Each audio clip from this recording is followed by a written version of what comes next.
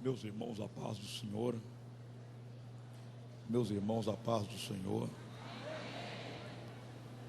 Eu quero agradecer a Deus por essa oportunidade e esse privilégio que Ele me concede de estar aqui neste trabalho para, junto dos irmãos, compartilharmos da sua palavra.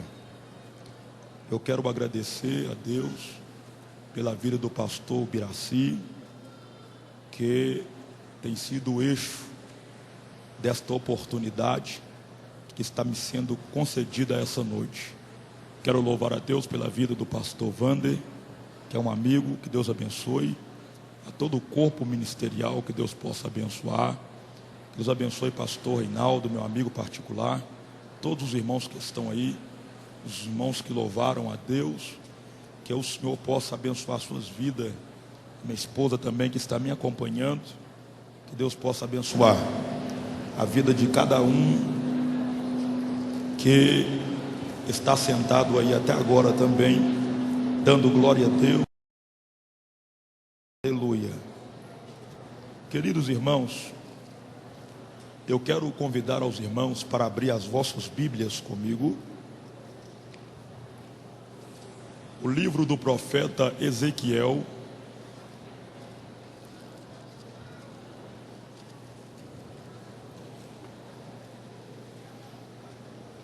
livro do profeta Ezequiel, capítulo de número 10. Eu quero pregar nesta noite uma mensagem simples, responsável e com objetivo nessa noite. Ezequiel, capítulo de número 10. Quantos encontraram? Diga amém. Amém. Diz assim a palavra do Senhor: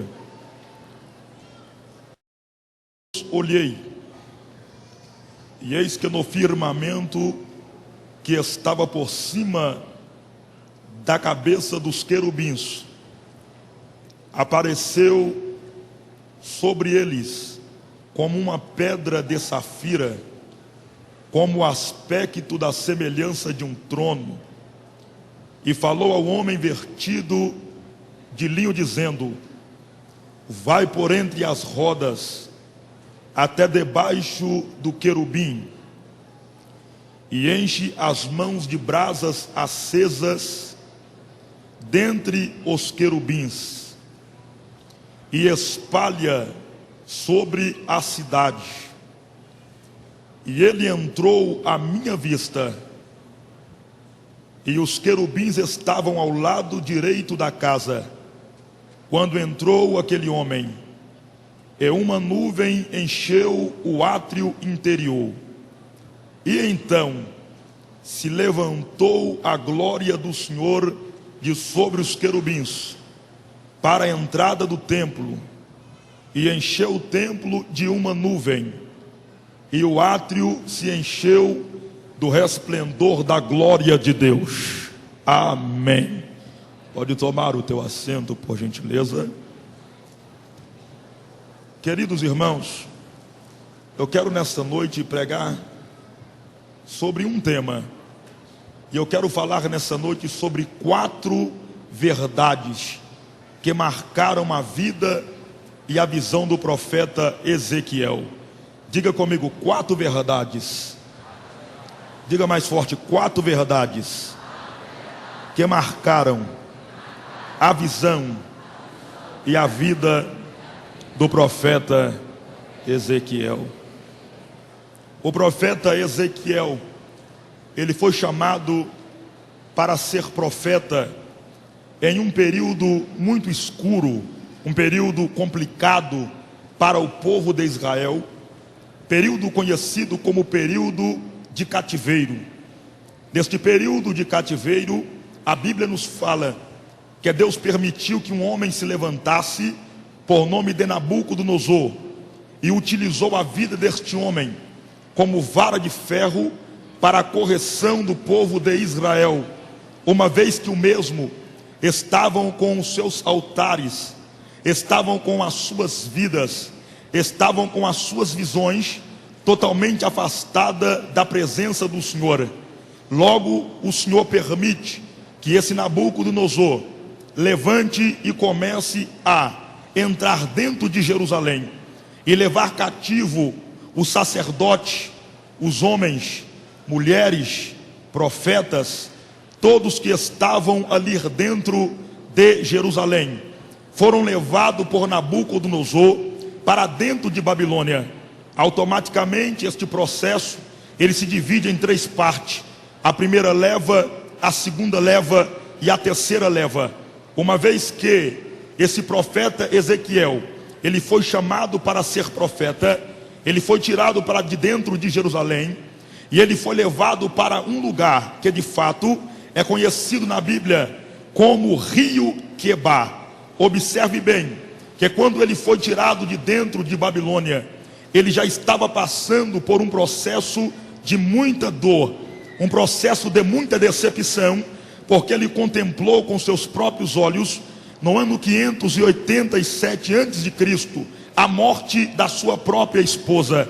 Aquilo para ele foi um choque, foi um baque, foi uma decepção. Apesar do profeta Ezequiel ser filho de sacerdote por nome de Bozi, logo, ele agora não vai exercer o processo ou o ministério sacerdotal, porque de fato, ainda que automaticamente, dentro de Jerusalém, ele estava aprendendo a arte de ser sacerdote, ele estava aprendendo como levar ao povo a adoração, como trabalhar com os utensílios da casa do Senhor. Isto foi tirado dele, uma vez que o inimigo se levanta, uma vez que Nabucodonosor predomina, Nabucodonosor vai tirá-lo de dentro de Israel, de dentro de Jerusalém, e vai levá-lo para dentro de Babilônia. Levando este homem para dentro de Babilônia, a Bíblia nos fala que ele vai ficar em um lugar, e este lugar que ele vai ficar se chama Rio Quebar. Logo, com ele no mesmo período, desceu-se Daniel, Azarias, Ananias e Misael, que começaram a profetizar do lado de dentro de Babilônia. Porém, o profeta Ezequiel, mesmo sendo de área nobre, mesmo sendo de linhagem sacerdotal, ele vai ficar em uma pequena comunidade em Nipu, logo nas proximidades do rio Quebar, e vai ser ali que ele vai iniciar o teu ministério como profeta. Então, quando ele se inicia o teu ministério como profeta, ele vai a partir daquele momento ter duplo ministério, ministério sacerdotal e ministério de profeta. Dentro daquele lugar, dentro daquela região, junto aos rios Quebar, o Senhor começou a tomar o profeta Ezequiel, ainda que neste período, que ele tinha 25 anos de idade, ele passou por período de reestruturação, ele passou por período de consolação da parte de Deus, durante 5 anos, quando ele completa 5 anos que se passa, ele completa 30 anos de idade. A completar-se 30 anos de idade, o profeta Ezequiel vai começar a exercer o ministério de profeta junto aos rios Quebar, junto à pequena comunidade de Quebar, junto à pequena comunidade de Nipu. Ali ele vai começar a pregar, ali ele vai começar a passar para o povo as visões que Deus lhe dera, as visões que Deus lhe passara, porque exatamente ao completar 5 anos que se passa, Deus começou a inserir dentro da vida do profeta Ezequiel, Deus começou a dar no memorial do profeta Ezequiel visões que ele nunca tinha visto na sua vida, visões essas que aos olhos de algumas pessoas são visões de difícil compreensão, visões complicadas de se entender, visões complicadas de se compreender. Logo, no auge da sua dor, no auge da sua perca, de ver Jerusalém sendo levada, sendo escravizada, o sacerdote sendo levado, o rei Joaquim sendo levado, humilhado dentro de Babilônia, mesmo assim, debaixo de de toda essa humilhação, Deus tinha um processo, Deus tinha um plano, Deus tinha um projeto para a vida de Ezequiel. E esse processo vai se iniciar junto do cativeiro. Esse processo vai iniciar-se aonde o profeta Ezequiel pensou que tudo estava acabado, que tudo estava terminado, que apenas a visão que ele teria de dia e de noite era de homens e mulheres escravizados, de homens e mulheres subjugados, de homens e mulheres sobre o poder e a potência de Nabucodonosor. Para ele, esta seria uma visão de muitas pessoas vivendo sobre um jugo de miséria. Mas foi neste exato momento, foi nestas visões que ele passou a ter concernente ao povo, visão de miséria, visão de desespero, visão de não ter mais saída, é que o Senhor vai começar a tomar o profeta Ezequiel e vai começar a dar para eles visões extraordinárias, visões essas que vão marcar e que marcaram a vida do profeta Ezequiel para todo sempre, e que de fato está registrado na palavra do Senhor. Todos nós sabemos que as visões do profeta Ezequiel são visões que são pregadas, algumas são ignoradas devido à autenticidade e às dificuldades de interpretar-se a visão que é dada. Uma das visões que é mais pregada da vida do profeta Ezequiel é a visão do vale dos ossos secos. Quantos de nós nunca deixamos de ouvir? Quantos de nós já ouvimos e já ouvimos ser repassada as mensagens concernente o vale de ossos secos? É uma das visões que o profeta Ezequiel que mais marcou, que mais fez diferença, que mais apareceu dentro dos capítulos que foram escritos concernente a tua história. Porém, todo o capítulo do profeta Ezequiel, escrito do primeiro até o final, existe algo rico, existe algo maravilhoso dentro das suas visões. E o Senhor, debaixo da minha simplicidade, Ele me deu algo para poder repartir com os irmãos, que está inserido, que está inogulado no capítulo de número 10, e que de fato aqui nós vamos extrair algumas coisas que vai marcar a nossa vida.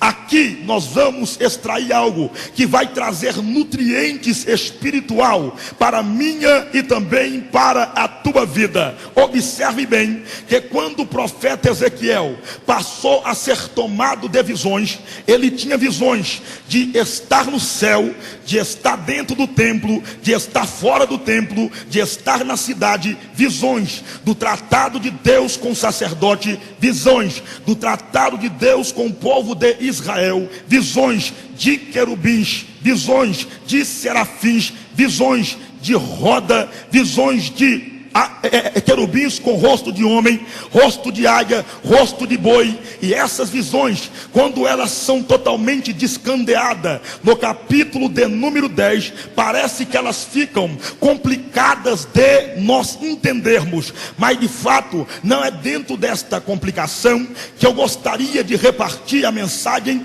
que Deus me deu com os irmãos. Não, eu gostaria nesta noite de mostrar para os irmãos aqui pelo menos 4 visões, 4 verdades que marcou a vida do profeta Ezequiel. Que visão são essa?